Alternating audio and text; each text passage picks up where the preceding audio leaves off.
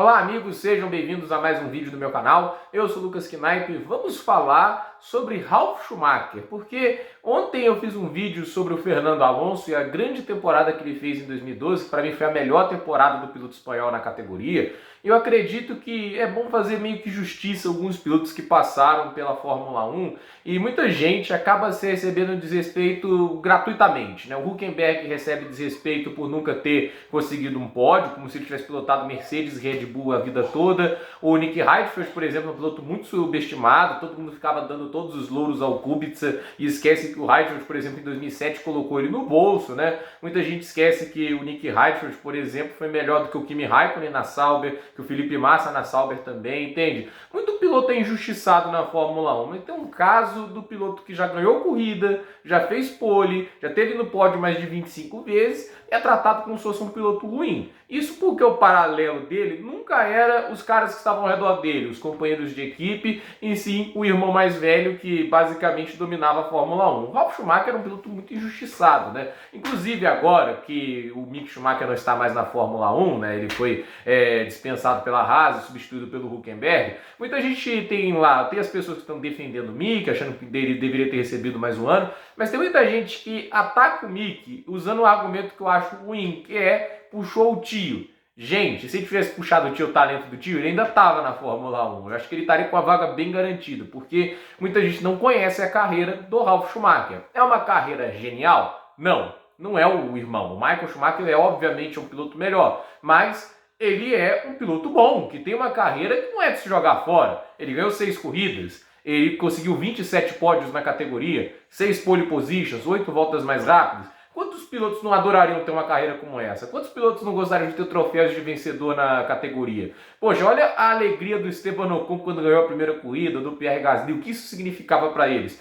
O Ralf Schumacher tem 6 vitórias, ele conseguiu derrotar nomes como Juan Pablo Montoya, Jenson Button no mesmo carro, e Arno Trulli, que não era um piloto ruim. Então assim, não é como se o cara fosse um piloto horroroso, que não soubesse guiar, que ele só estava lá por causa do irmão. Ele fez uma carreira digna na categoria. Achei até bom fazer justiça, falando um pouco sobre a carreira do Ralf Schumacher, né? O Ralf Schumacher, ele é 6 anos mais jovem do que o Michael Schumacher, então ele não entrou junto do irmão na categoria. Ele quase saiu junto, né? O Michael sai em 2006 e o Ralf sai em 2007, né? Em circunstâncias muito diferentes. Mas a questão é, o Ralf Schumacher, ele entra na Fórmula 1 pela Jordan em 1997, né? Se não me falha a memória, naquela época fazendo parceria com o Giancarlo Fisichella. E como um estreante, ele já surpreendeu na terceira corrida no Grande Prêmio da Argentina, no circuito lá de Buenos Aires, né? Eu esqueço o nome dele, Oscar Galvez, alguma coisa assim, e ele ficou em terceiro lugar, ele fez um pódio na terceira corrida dele na Fórmula 1.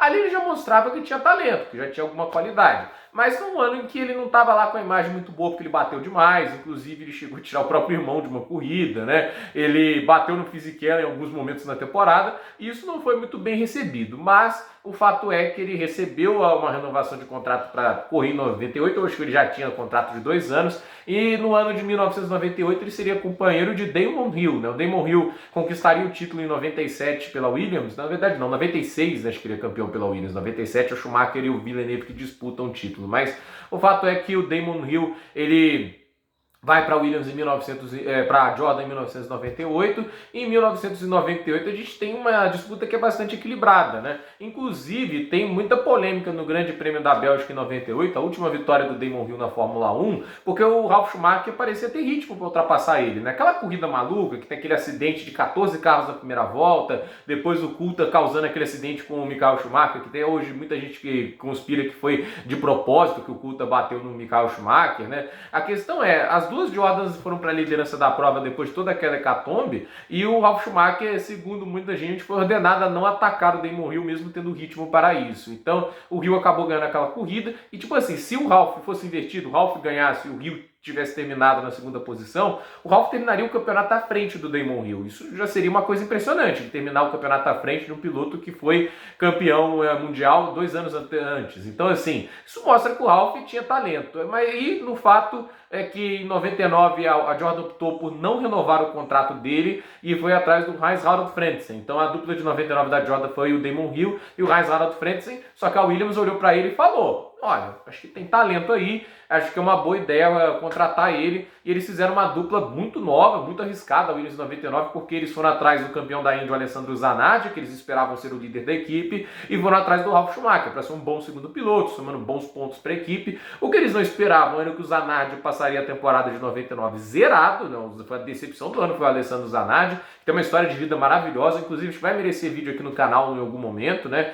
E a gente tem o Ralf Schumacher marcando 35 pontos com aquela Williams. Então, assim, surpreendeu todo mundo. O desempenho do Ralf Schumacher chamou muita atenção e ele recebeu uma renovação de contrato. Em 2000, ele novamente andaria muito bem, ele novamente conseguiria ali um destaque da Williams, ele superando o Jenson Button por boa margem. Então a Williams, eu confiava bastante nele, até que em 2001 chamaram o Juan Pablo Montoya para ser o companheiro do Ralf Schumacher, outro piloto que vinha do automobilismo americano, só que esse se deu bem na Fórmula 1, mas em 2001 talvez o Ralf Schumacher viveu o melhor ano na categoria, porque seu melhor ano, obviamente, porque ele conseguiu 3 vitórias, terminou o campeonato, acho que na 4ª posição, atrás apenas do Rubens Barrichello, do David Coulthard e, obviamente, do Michael Schumacher, que foi campeão com antecedência em 2001.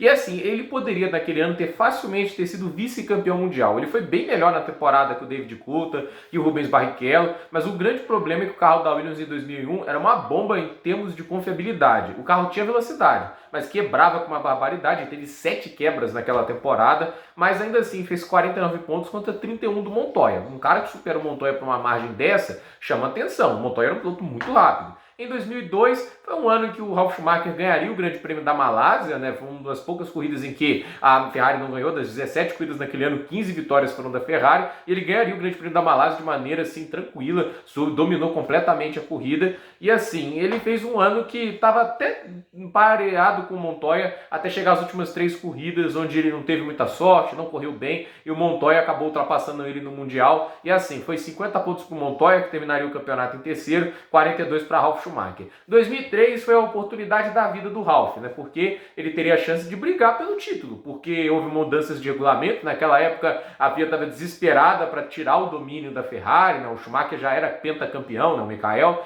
e assim, o Ralf Schumacher ele começou muito bem a temporada na questão de regularidade, né? Ele pontuava em todas as corridas, e assim, chegou em um momento da temporada, né, que ele estava somando esses pontos, grão em grão galinha enchendo o papo.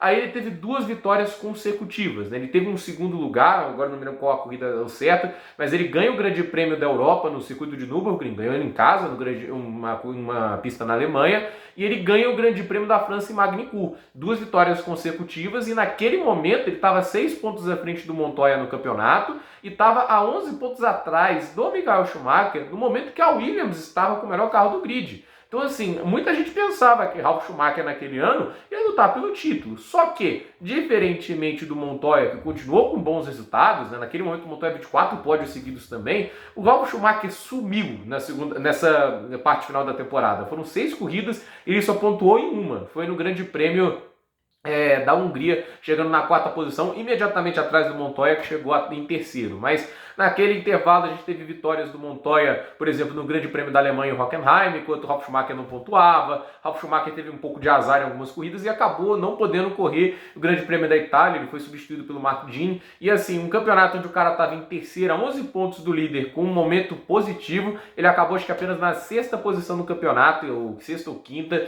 que foi bem decepcionante, né? E assim, dali pra frente, a passagem dele na Williams era uma derrocada, né? Em 2004 ele não ganhou nenhuma corrida, ele teve um acidente forte nos Estados Unidos e deixou de correr vários momentos.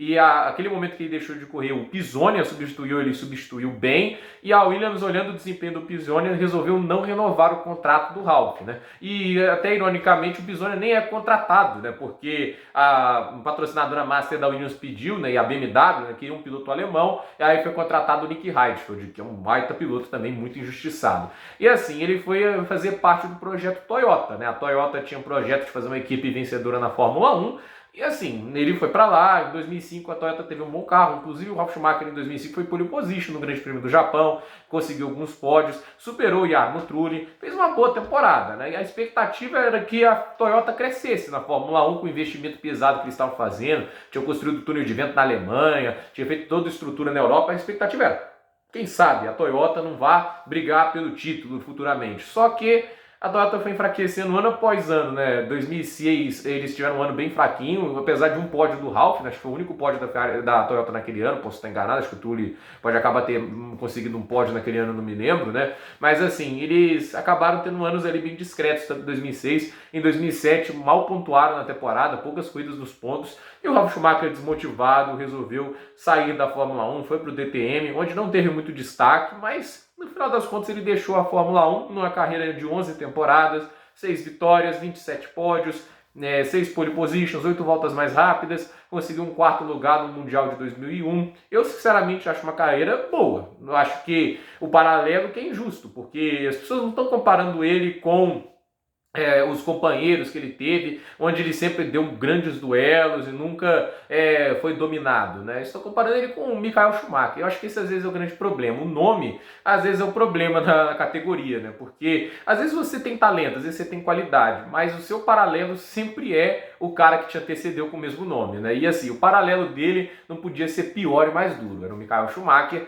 que na época, ainda para piorar, ele estava quebrando todos os recordes da Fórmula 1 e basicamente era o maior piloto de todos os tempos. Então assim, ele não tinha um paralelo fácil de se lidar, mas construiu uma carreira sólida, né? Quantos pilotos podem falar que ganharam 6 corridas na Fórmula 1? Quantos pilotos podem falar que ganharam uma corrida em casa no Grande Prêmio da Alemanha, né? Que venceram uma batalha interna com o Montoya, com o Button? Não é simples isso, né? Então assim, o Ralf Schumacher ele construiu uma carreira sólida na Fórmula 1. É uma carreira genial? Não, mas eu também não acho uma carreira de se jogar fora, de ser descredibilizada, de ser tratada como referência de piloto ruim só porque o irmão conseguiu tudo aquilo que conquistou, né? A gente tem que parar um pouco de comparar os caras com os grandes gênios e ETs, né? O fato é que o Schumacher não é um piloto comum, né? O Michael Schumacher não é um piloto comum, então assim, comparar alguém com o Michael Schumacher é muita injustiça, porque o que o Michael Schumacher conquistou na Fórmula 1, só o Hamilton foi capaz de conquistar algo semelhante. Então, é impressionante assim que o Ralf Schumacher receba muito desrespeito, né? Até por muita gente que nem sequer assistiu ele correr, nem sequer viu assim, o que ele era capaz de produzir e nem sequer sabe. Assim. Tem muita gente que nem sabe que o Ralf Schumacher ganhou corrida na Fórmula 1. Tem muita gente que não sabe que ele superou o Button